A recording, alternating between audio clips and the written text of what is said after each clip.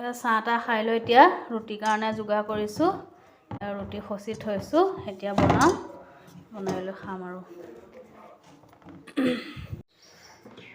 আমাৰ ৰুটি হৈ গ'ল, শুকান ৰুটি। লগত আছে মাংসত ভাজি আৰু ফুলকবি আলু বিলাহী দি তৰকাৰী এখন আৰু এয়া দাইল। এয়া কালিয়ে চব্জি, এতিয়া গৰম কৰি দিছোঁ।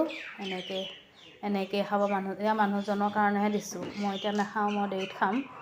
এতিয়া মানুহজনে খাই লওক, তাৰপিছত মই খাম।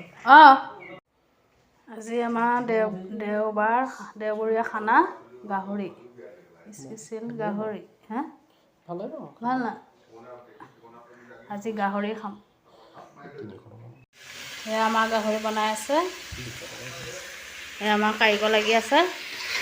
তই কৈ দিয়ক।